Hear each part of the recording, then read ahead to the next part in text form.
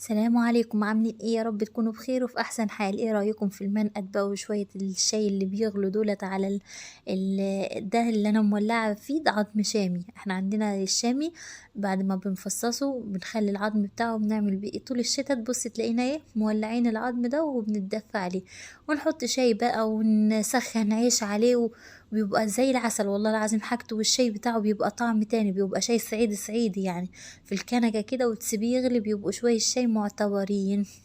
السلام عليكم، ازيكم؟ عاملين ايه؟ يا رب تكونوا دايما بخير وفي احسن حال. نصلي على الرسول الكريم، اللهم صل وسلم وبارك على سيدنا محمد وعلى اله وصحبه وسلم.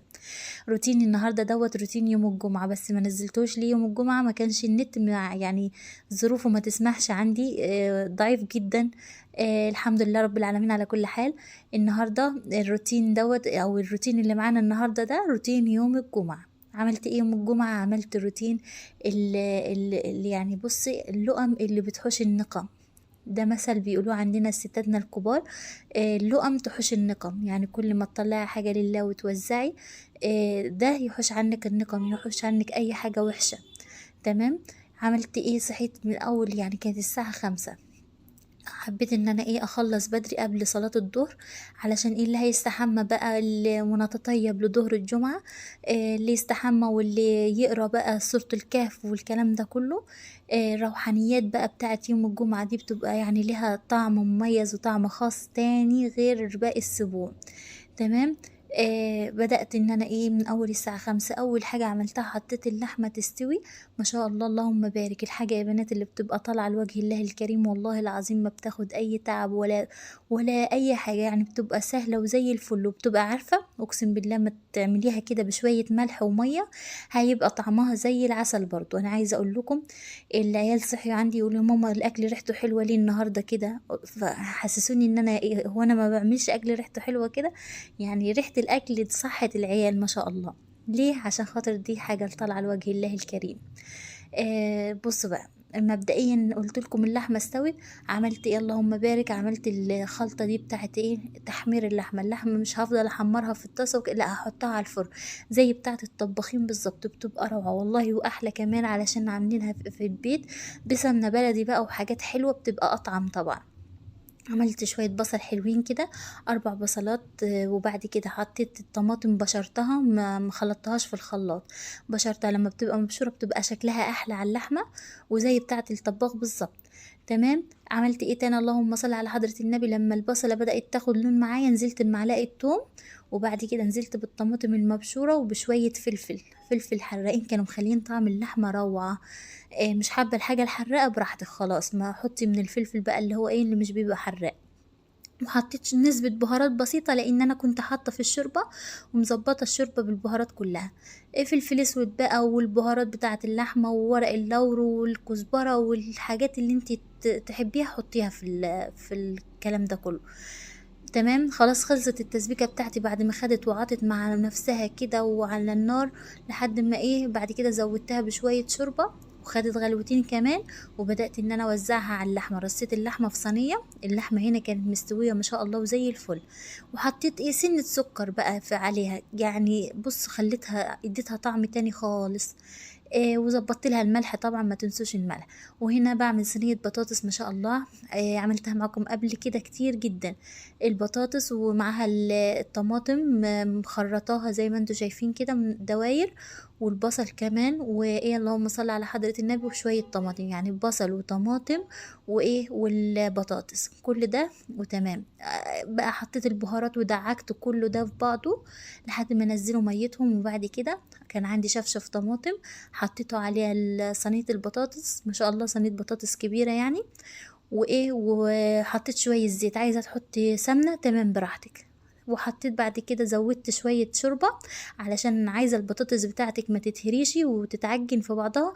لازم تبقى الخلطة او الطماطم ايه مش تخينة، تبقى طرية يعني مزوداها بالشوربة.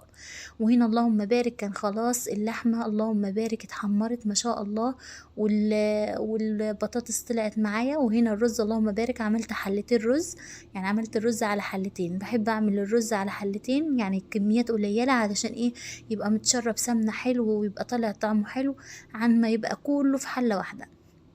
وهنا بدأت أغرف اللهم بارك الوجبات. حطيت بقى الرز في مكانه، والبطاطس بقى كنت هعمل سلطة، بس قلت الدنيا برد، لا هعمل بطاطس أحسن من السلطة. بطاطس ورز ولحمة، اللهم بارك. بدأت أملى السرافيز، ما شاء الله. خلصت الأكل ده، بدأت 5 اللهم بارك، خلصت الساعة 8 كنت يعني كمان خلصت غرف، مش كنت لسه هبدأ غرف، لا كنت خلصت وبدأنا نوزع. الحمد لله رب العالمين. وبعد كده هو كل اللي كان عايز يعمل مصلحة عملها وخلاص، اللي عايز بقى يستحمى علشان خاطر ظهر الجمعة، اللي عايز يقرأ سورة الكهف. تمام. شغلة البدرية منسية فعلا والله العظيم يعني، وما شاء الله، خصوصا لما تكون حاجة طالعة لوجه الله الكريم، بيبقى البركة بصوا مالية البيت، اللهم بارك. وبعد كده بعد ما خلصت زي ما انت شفت في اول الفيديو كده، رحت ولعت في شوية عظم وعملت عليهم، حطيت بقى يعني ما كنتش فطرت، قلت اروح افطر بقى. كان لسه يعني الساعة 9، ما يعني حتى ظهر الجمعة كان لسه ما بدأش. بدأت بقى، عملت شوية شاي حلوين كده على النار، وسخنت لي رغيف على عظم الشامي، وعملت لي سندوتش جبنة كده معتبر، وقعدت بقى اتدفى واكل حاجة، اللهم بارك. الحمد لله ربنا يديمها نعمة ويحفظها من الزوال. اتمنى لو وصلتوا معايا لحد هنا تكونوا كده اشتركتوا في القناة لو مش مشتركين، فضلا وليس امرا، وتحطوا لي لايك، وربنا يديمكم مشكورين يا اهل الكرم والجود. وهنا خلاص اللهم بارك. دي يعني كانت وجبة، يعني انا غرفت على مراحل. هو كان 20 سرفيس دولت. غرفت شوية، وبعد كده استنيت عشان حاجة تبقى سخنة. بعد ما يعني اغرف وكده، احط الحاجة على الفرن علشان تفضل سخنة زي ما هي، واقفل عليها كويس. يطلبوا يعني اغرف، والكلام ده كله بغرف بالطلب، ما غرفتش كله وركنته عشان ما يبردش، عشان حاجة تطلع يعني سخنة وكده. وهنا بصوا بعمل كوباية القهوة الحلوة دي. هو في الاول عملت الشاي، بس هنا اهو متلخبطين بقى، المقطعين دول دخلوا في بعضهم، بدل ما هي الشاي اللي بقى الاول، لا القهوة اللي حشرت نفسها وبقت الاول. وشوية قهوة، بصوا حاجة كده على نار هادية. بصوا نرجع بقى لزمان زمان بقى، كنا نصحى الصبح قبل ما نروح المدرسة. أمي ربنا يديها الصحة والعافية، اللي هي مولعنا العظم الشامي ده عشان تتدفوا وما تبقوش بردانين ومش عارفة أيام زمان بقى وروايح زمان. لو في حد كان بيحصل معاه كده يقول لي في الكومنتات، احنا كنا بنعمل كده. اللهم صل وسلم وبارك على سيدنا محمد وعلى آله وصحبه وسلم. والنهاردة ده كان الروتين بتاعي، روتين البركة والخير، روتين اللقم اللي تحوش النقم. وبص كوباية الشاي بتغلي روعة، هي مش كوباية، هما كوبايتين بصراحة. وبسخن هنا رغيف. وده كان الفيديو بتاعي، ربي يكون عجبكم.